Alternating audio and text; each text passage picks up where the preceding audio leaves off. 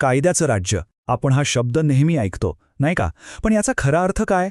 याच्या मुळाशी एक खूप जुना आणि मूलभूत प्रश्न आहे. कायदा मोठा की राजा? लेक्स रेक्स की रेक्स लेक्स? हा संघर्ष जुना असला ना, तरी तो आजही जगभरातल्या समाजांना आकार देतोय. चला तर मग, या दोन परस्परविरोधी विचारांच्या खोलात शिरूया. खरं तर हा एक खूपच सोपा पण तितकाच महत्त्वाचा प्रश्न आहे. सत्ता कोणाकडे असावी? शासकाकडे की नियमांकडे? म्हणजे सगळी ताकद एका व्यक्तीच्या हातात द्यायची की मग सर्वांसाठी समान असलेल्या कायद्याच्या हातात? अहो, या एका प्रश्नाच्या उत्तरावरच सगळं अवलंबून असतं की एखादा समाज कसा चालणार आहे. आणि या संपूर्ण संघर्षाचं मूळ सापडतं दोन लॅटिन शब्दांमध्ये. पहिला आहे लेक्स रेक्स. याचा सरळ अर्थ होतो कायदाच राजा आहे. म्हणजे कोणीही असो, अगदी राजासुद्धा, तो कायद्याच्या वर नाही. आणि याच्या अगदी विरुद्ध आहे रेक्स लेक्स, म्हणजेच राजाच कायदा आहे. राजा जे म्हणेल त्याची इच्छा, तोच अंतिम कायदा. आता असं वाटू शकतं की हा वाद काहीतरी आत्ताचा आहे, पण नाही. याची मुळं खूप खोलवर आहेत.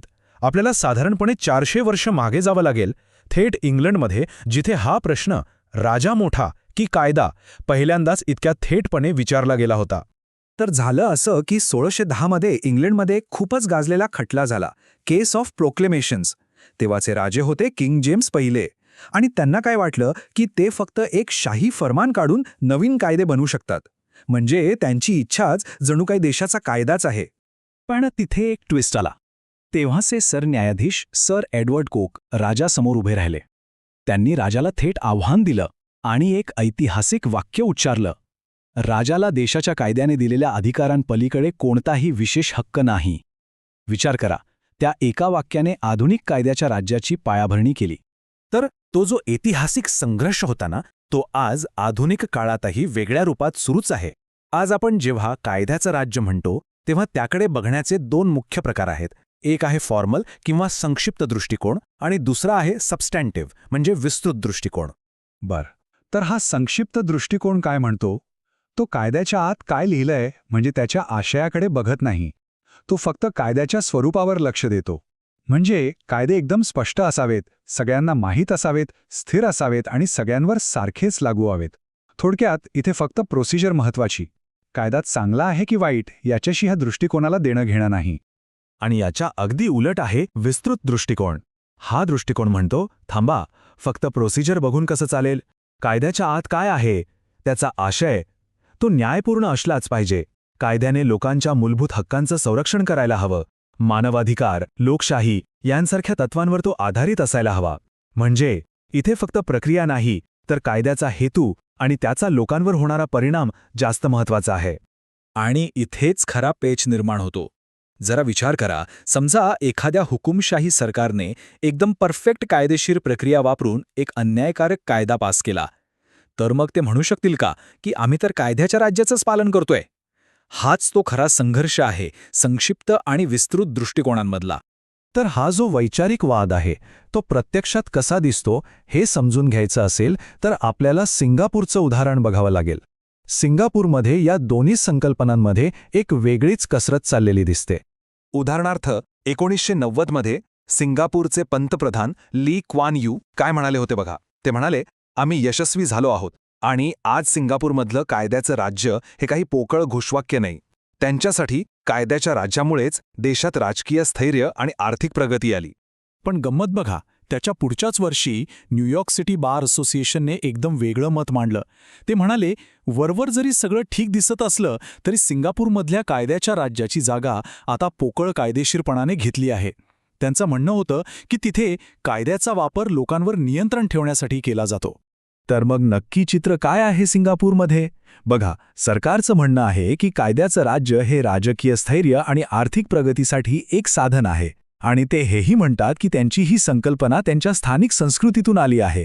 पण टीकाकार याला अजिबात मानत नाहीत. त्यांचं म्हणणं आहे की हा निव्वळ पोकळ कायदेशीरपणा आहे, जिथे कायदा फक्त शासकांची इच्छा पूर्ण करण्यासाठी आणि लोकांचे हक्क दाबण्यासाठी वापरला जातो. आणि यामुळे होतं काय, एक प्रकारचा दुटप्पीपणा समोर येतो. म्हणजे व्यावसायिक किंवा आर्थिक गोष्टींसाठी सिंगापूरमध्ये एकदम वर्ल्ड क्लास कायद्याचं राज्य आहे, कोणीही त्याला नाकारू शकत नाही. पण जेव्हा प्रश्न येतो नागरिक स्वातंत्र्याचा किंवा राजकीय विरोधाचा, तेव्हा मात्र नियम आणि मापदंड पूर्णपणे बदलतात.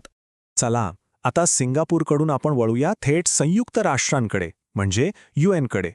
एक जागतिक संघटना स्वतःसाठी कायद्याच्या राज्याची व्याख्या कशी करते आणि ती प्रत्यक्षात कशी आणते हे पाहणं खूपच इंटरेस्टिंग आहे. तर UNची जी व्याख्या आहे ना ती अगदी स्पष्टपणे विस्तृत स्वरूपाची आहे. ते काय म्हणतात की कायद्याचं राज्य म्हणजे असं तत्व जिथे प्रत्येक व्यक्ती, प्रत्येक संस्था, अगदी सरकारसुद्धा अशा कायद्यानं जबाबदार आहे जे सगळ्यांना माहीत आहेत, सगळ्यांवर समान लागू होतात, ज्यावर स्वतंत्रपणे न्याय दिला जातो आणि जे आंतरराष्ट्रीय मानवाधिकारांशी सुसंगत आहेत. किती व्यापक विचार आहे हा. आणि त्यांची तत्त्व बघितली की हा दृष्टिकोन आणखीनच स्पष्ट होतो. ते कायद्याच्या सर्वोच्चतेबद्दल बोलतात, कायद्यासमोरच्या समानतेबद्दल बोलतात, पण त्याचबरोबर सत्तेचं विभाजन आणि मनमानी कारभाराला विरोध यावरही त्यांचा जोर असतो. यावरून हेच दिसतं की त्यांच्यासाठी फक्त प्रक्रिया नाही तर कायद्याच्या न्यायपूर्ण आशय किती महत्त्वाचा आहे. आता एक इंटरेस्टिंग गोष्ट ऐका. संयुक्त राष्ट्रांना कोणत्याही देशाच्या कोर्टात कायदेशीर संरक्षण मिळतं म्हणजे इम्युनिटी. मग प्रश्न पडतो की त्यांना जबाबदार कोण ठरणार. तर यावर त्यांनी एक नामी उपाय शोधलाय. त्यांनी स्वतःचीच एक अंतर्गत न्यायव्यवस्था तयार केली आहे, म्हणजे ते स्वतःलाही कायद्याच्या चौकटीत बांधून ठेवतात. मग हे प्रत्यक्षात कसं काम करतं तर त्यांच्या अंतर्गत न्यायव्यवस्थेत प्रत्येक कर्मचाऱ्याला काही हक्क दिले आहेत. जसं की त्यांच्यावर जे आरोप आहेत त्याची माहिती त्यांना द्यावीच लागते. त्यांना स्वतःचा बचाव करण्याची पूर्ण संधी मिळते. तक्रार कोणी केली आहे हे त्यांना कळवलं जातं. आणि एवढंच नाही तर ते साक्षीदारांची उलट तपासणीसुद्धा करू शकतात. याला म्हणतात खरी न्यायप्रक्रिया.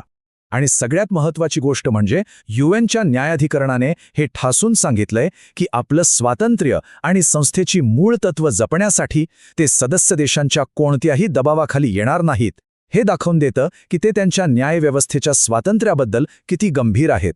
तर मग इंग्लंडच्या इतिहासापासून ते सिंगापूर आणि UN-पर्यंतचा हा सगळा प्रवास पाहिल्यावर आपण पुन्हा त्याच मूळ प्रश्नावर येऊन पोचतो की नक्की काय आहे हे कायद्याचं राज्य.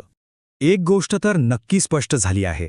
कायद्याचं राज्य ही अशी काही एकच ठरलेली संकल्पना नाहीये. हा एक मोठा पट आहे ज्यावर सतत चर्चा आणि वादविवाद होत राहतात. काहींना वाटतं की हे फक्त सुव्यवस्था राखण्याचं एक साधन आहे, तर काहींसाठी ही न्यायाचं रक्षण करणारी एक ढाल आहे. तर मग शेवटी प्रश्न तोच उरतो, कायद्याचं राज्य नक्की काय आहे? सुव्यवस्था राखण्याचं एक साधन की न्यायाची ढाल? याचं उत्तर कदाचित सोपं नाही. कदाचित खरं उत्तर ह्या दोन्ही गोष्टींमध्ये संतुलन साधण्यात आहे. आणि हे संतुलन प्रत्येक समाजाला स्वतःसाठी शोधावं लागतं.